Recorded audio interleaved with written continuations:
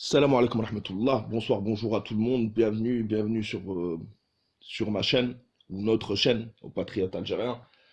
Bienvenue à tout le monde car cette vidéo intéresse tout le monde. Tous les pays en proie à l'impérialisme français et tous les Français aussi doivent savoir pourquoi les Algériens accusent le ministère des Affaires étrangères et France 24 d'ingérence et de vouloir pousser les Algériens et de faire de la propagande pour nous pousser vers une période de transition dont tous les Algériens, en majorité, savent que c'est une, euh, c'est une arnaque des Occidentaux pour imposer leur point de vue, leur laïcité, etc., etc. Alors, il ne s'agit pas ici de défendre un candidat à la présidentielle, qu'on soit bien d'accord. Je n'ai pas choisi encore mon candidat, il y a encore du temps, mais je suis obligé de répondre au mensonge que France 24 a pondu dans un article consacré à une réponse pour Abdelmajid Tebboune, qui a accusé donc la France et France 24 d'ingérence. Enfin, la France, moi je pense qu'il n'a pas été assez loin, puisqu'il a dit je ne parle pas de la France officielle, je parle de Jean-Yves Le Drian et France 24, mais moi je le dis, Jean-Yves Le Drian, Monsieur Tebboune, si vous n'êtes pas au courant, n'applique que la politique de Macron et de l'État profond français. Donc, France 24 écrit le candidat à la présidentielle algérienne Abdelmajid Tebboune accuse la France d'ingérence. D'accord? J'en ai fait une vidéo, je vous mettrai le lien pour ceux qui ne l'ont pas vue. Elle est très intéressante. On ne va pas trop s'attarder sur ce qu'il a dit, ce qu'il n'a pas dit, etc. On va plutôt passer à la réponse que lui a fait France 24 et on va voir est-ce qu'ils ont raison, est-ce qu'ils mentent ou est-ce qu'ils ne mentent pas, qui répond et quel est leur parcours à ces gens qui répondent. Donc, en accusant Jean-Yves Le Drian et France 24 d'ingérence dans la vie politique algérienne, le candidat à l'élection présidentielle Abdelmajid Tebboune a usé des fondamentaux de la communication politique en Algérie. 2 points, critiquer la France. Critiquer la France, fondamentaux. Si la France ne s'ingérait pas dans les affaires intérieures de tous les pays d'Afrique du Nord, d'Afrique de l'Ouest, on l'a vu ce qu'elle a fait en Libye, on voit ce qu'elle fait au Mali, au Sahel, on voit ce qu'elle a fait en Syrie, on voit ce qu'elle a fait à travers le monde. Quand il s'agit d'être un impérialiste, ils sont toujours là. Donc, on va lire un petit peu ce qu'ils ont écrit et puis après, on va répondre. Donc, je vais remettre la photo de Tebboune en face, parce qu'on ne sait jamais avec les droits d'auteur, etc. Les 5 candidats pour l'élection présidentielle algérienne du 12 décembre sont connus depuis 10 jours. Et déjà, le favori au scrutin tape sur la France pour marquer des points. Marque le favori au scrutin. On va savoir pourquoi. Abdelmajid Tebboune s'en est pris dimanche 10 novembre au ministre des Affaires étrangères, Jean-Yves Le Drian, et à France 24 qui l'accuse d'ingérence dans la vie politique de l'Algérie. Ouvrez les guillemets. Je vois une chaîne, ça c'est Abdelmajid Tebboune qui parlait. Je vois une chaîne de télévision publique française pour qui l'Algérie se résume à la place de la Grande Poste et la place Odin, a ainsi déclaré le candidat, etc. Leur ministre des Affaires étrangères dit la même chose. De quoi tu te mêles? Je ne parle pas de la France officielle. C'est là où moi je ne suis pas d'accord, puisque c'est la France officielle qui s'exprime. Je ne me permettrai pas. Mais le ministre des Affaires étrangères français a affirmé qu'il fallait une période de transition en Algérie. Le peuple algérien ne veut pas de cette période de transition. De quoi tu te mêles? Là ensuite il raconte son histoire et ensuite ils font venir un spécialiste, un historien. C'est l'homme de l'actuel chef d'état-major de l'armée, Ahmed Gaïd Saleh. Il reprend la propagande d'Amir Abouraoui, etc., etc. Il faut qu'il sache une chose, Vermeeren. 90% du peuple algérien est avec l'armée nationale populaire. Donc si c'était l'homme de la NP, je pense que ce serait plus un avantage pour lui qu'autre chose. Mais on l'a dit, personne, l'armée ne doit pas se mêler. Eux-mêmes le disent, les candidats eux-mêmes le disent entre eux. Et l'armée a fait une mise au point il y a pas très très longtemps pour dire qu'elle n'avait pas de candidat. peu importe. Donc souligne Pierre Vermeuren, historien spécialiste de l'Algérie. De l'Algérie. Non, c'est faux. Il n'a jamais mis les pieds en Algérie. Enfin, à part pour faire des allers-retours. Par contre, on va voir son parcours, on va comprendre que c'est plutôt d'un autre pays qu'il est l'esclave.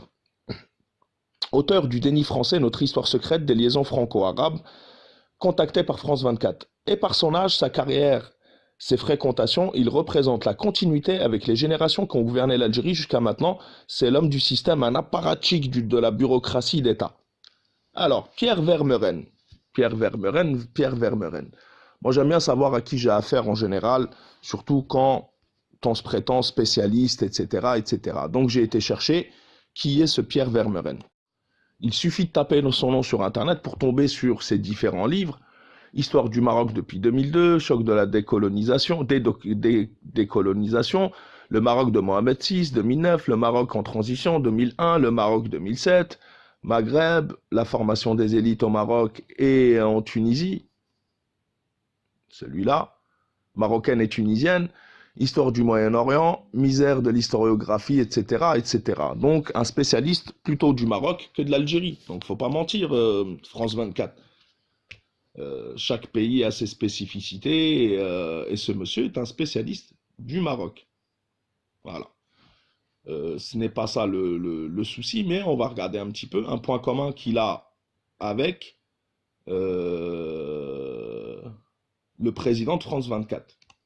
Donc, il suffit d'aller aussi sur sa fiche Wikipédia pour qu'on tombe sur cet écrit. Pierre Vermeuren, né le 20 janvier 1966 à Verdun, est un historien français, professeur d'histoire contemporaine à l'université Paris 1, Panthéon-Sorbonne, depuis 2012. Il est spécialiste du Maghreb et des mondes arabo-berbères. Biographie. Élève du lycée Stenay-Meuse, puis de Cagnes au lycée au lycée Henri Poincaré de Nancy. Il intègre en 1986 l'école normale supérieure de Fontenay-Saint-Cloud et obtient l'agrégation d'histoire en 1989. Il a vécu 8 ans en Égypte, au Maroc et en Tunisie, dont 6 en tant que professeur. Donc sur les 8 ans, il en a vécu 6 en tant que professeur d'histoire-géographie économique en classe préparatoire économique et commerciale, ex-prépa HEC, au lycée Descartes de Rabat. Rabat, le Marzen Rabat. Voilà comment un spécialiste du Maroc se prétend spécialiste de l'Algérie et vient nous répéter les conneries qu'il a entendues sûrement sur les lives de, je sais pas, de Saïd Saadi, etc., etc. Je vous l'ai dit, hein, ils ont une vision biaisée de l'Algérie, mais bon, c'est pas grave. Donc, on poursuit ce qu'a dit Pierre Vermeuren, d'accord? On remet.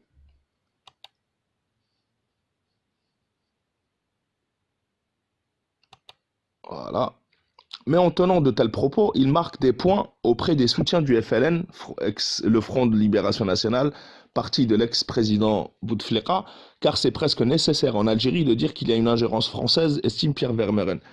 C'est vrai, on voit pas que vous êtes au Mali, on voit pas que vous êtes en Libye, on voit pas que vous êtes un peu partout à travers le monde, que vous nous entourez, on voit pas vos ingérences, on voit pas que vous protégez des MRDZ sur le territoire français par la police française alors que c'est censé être un sans-papier. On voit pas tout ça, on voit pas, vous avez raison. On voit pas que tous nos traîtres sont régulièrement en France, on voit pas tout ça. Car c'est presque nécessaire en Algérie de dire qu'il y a une ingérence française. Mais il y a des ingérences françaises, estime Pierre Vermeuren. En cela, Abdelmadjid Tebboune use d'un des fondamentaux de la communication politique algérienne, même si le procédé est ancien, classique et récurrent, et qu'il s'agit presque, pour un candidat qui souhaiterait être élu, d'un passage obligé, notamment vis-à-vis des cercles dirigeants. C'est pas le peuple algérien. Comme quoi, je vous ai dit, hein, ils se mentent à eux-mêmes.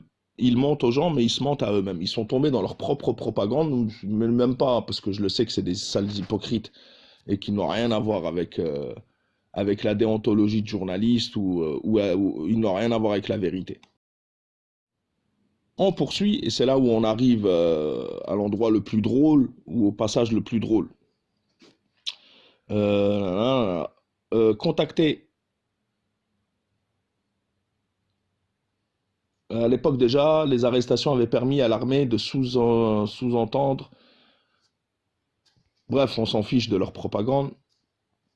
Quant à France 24, c'est une chaîne qui est beaucoup regardée en Algérie, mais c'est aussi une télévision publique. Donc, son point de vue est considéré par les Algériens comme le point de vue officiel, explique Pierre Vermeuren. Et oui, c'est le point de vue officiel.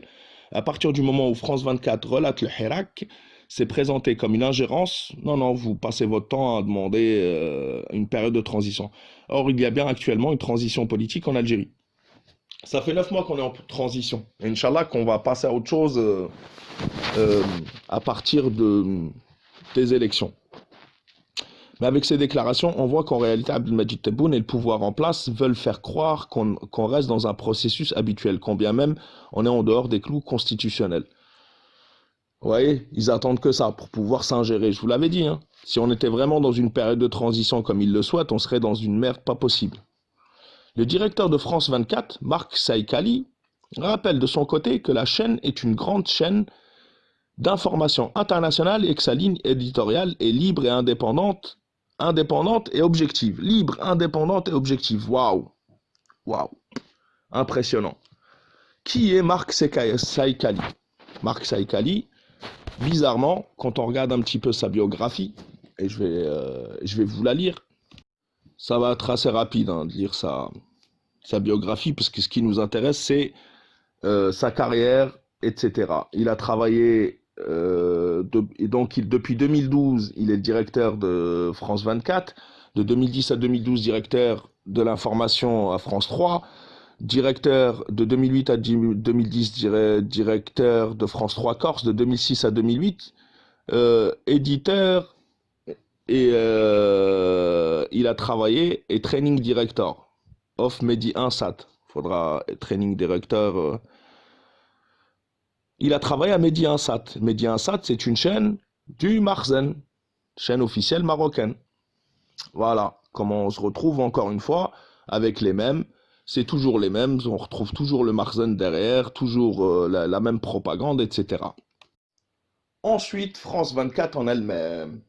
Donc, sur différents sites du gouvernement français, du ministère des Affaires étrangères, ministère de la Culture, là on est sur le site de l'ambassade de France en Espagne, on trouve des détails sur France 24 et le terme tutelle, sous tutelle du ministère des Affaires étrangères et de la Culture. Donc tutelle, excusez-moi, mais ça veut dire que tu n'es pas indépendant, tu es dépendant du ministère. Mais bon, on nous explique que non. Donc France 24, nouvelle chaîne d'information internationale française. La première chaîne française d'information internationale France 24 a commencé sa diffusion le 6 décembre dernier, 20h20 par Internet, en français et en anglais. Depuis, on peut la recevoir en Espagne grâce au satellite Hotbird, Astra, Eurobird et sur le bouquet digital Cano, blablabla, blablabla. Cette chaîne a pour objectif de présenter un regard français sur l'actualité internationale. Un regard français sur l'actualité internationale. D'accord? Le point de vue français. Quand tu es sous tutelle du ministère des Affaires étrangères, tu présentes le regard de ce ministère. Et promouvoir la sensibilité et les valeurs françaises, dont la laïcité fait partie. L'égalité homme-femme, etc., etc. Ils le disent eux-mêmes. La chaîne traitera de sujets divers comme l'économie, le sport, l'art de vivre à la française et la météo. Avec 170 journalistes de plus de 25 nationalités, elle touchera un public de 250 millions de téléspectateurs potentiels en Europe, au Proche et Moyen-Orient, en Afrique et aux États-Unis. D'ici 2008, une diffusion mondiale et dans d'autres langues est prévue. Gratuite et en clair, la chaîne se positionne sur toutes les plateformes dans l'univers du numérique et place Internet au cœur de sa stratégie avec un site trilingue dès son lancement le 6 décembre. C'est Jacques Chirac qui a lancé l'idée d'une chaîne. C'est Jacques Chirac, le président français de l'époque, qui a lancé l'idée de France 24, d'une chaîne française d'information dès 1987. Depuis de nombreuses années, on la surnomme la CNN à la française. En effet, France 24 pourra faire concurrence à CNN International, BBC World, Al Jazeera, etc., qui sont des chaînes qui défendent chacune le point de vue de leur État. C'est une chaîne à capitaux français contrôlée à égalité par le groupe audiovisuel France Télévisions, et le groupe privé TF1. France 24 apportera un regard et une sensibilité française sur l'actualité mondiale. De plus, selon Renaud Denaudieu de Vabre, ministre français de la Culture, la nouvelle chaîne diffusera également des journaux télévisés consacrés à la culture et au tourisme en France et présentera des résultats du pays dans les domaines de l'économie, des sciences et des technologies. Alain Pouzillac, président de France 24, souligne que sa chaîne cible les leaders d'opinion à travers le monde. C'est-à-dire qu'ils nous prennent pour des imbéciles. Les leaders d'opinion à travers le monde, qu'ils soient des hommes et des femmes, de la classe politique, des médias, de l'économie, des organisations internationales, les ONG, ou encore des universités, pour répondre à leurs demandes de débat et confrontation. France 24 mettra en avant la diversité des opinions sans oublier les valeurs françaises. Ce projet vise au renforcement de l'influence de la France dans la guerre mondiale de l'image. Ce projet vise le renforcement de l'influence de la France dans la guerre mondiale de l'image. Propagande, propagande, propagande, propagande. Donc le président de la République a assisté le mercredi 6 décembre 2006 dans les locaux de France 24, ici les Moulineaux, au lancement de la chaîne d'information à vocation internationale France 24. Plus d'informations sur la chaîne de l'Élysée. Donc c'est un projet présidentiel voulu par le président de la France et qui est là pour défendre le point de vue français dont la laïcité fait partie. Donc on va en rester là. Je vous mettrai les liens en dessous quand je les aurai retrouvés, parce que là j'ai fait la vidéo assez rapidement et je suis pas retombé sur l'article où il disait qu'il défendait la laïcité, etc. Mais je le retrouverai d'ici le lancement de la vidéo. Je vous mettrai le lien du live que j'ai fait sur les déclarations de Tebboune. Et puis on continuera, nous, à nous intéresser à notre vie politique intérieure et à relater, s'ils veulent qu'on commence à le faire. Pourtant, moi, je ne suis pas payé par personne. On peut commencer aussi à parler des gilets jaunes et des affaires intérieures françaises. On le fera. Assalamu alaikum wa rahmatullah, faites attention à vous, la patrie ou la mort, nous vaincrons. C'était juste une petite réponse assez rapide pour vous montrer la propagande et les mensonges de cet État français colonialiste qui ne veut toujours pas comprendre que ça y est, nous ne sommes plus bêtes. Et quand on écrit sur les sites officiels du gouvernement français que France 24 est sous tutelle, que France 24 défend le point de vue français dans différents domaines, etc., et qu'elle a été créée par le président, qu'elle a été lancée par Jacques Chirac pour contrer l'influence des autres chaînes qui sont là pour faire de la propagande, que ce soit BBC, qui défend les intérêts anglais, CNN, américain, Al Jazeera, Qatari, Al Arabiya qui défend les points de vue saoudiens, on peut rajouter Russia Today, etc., etc. S'ils nous prennent pour des imbéciles, bah tant pis pour eux. En tous les cas, nous, on n'est pas dupes et on sait ce que vous faites. Assalamu alaikum wa rahmatullah, à la prochaine, Inch'Allah. Faites attention à vous, la patrie ou la mort, nous vaincrons. Et à la prochaine, Inch'Allah.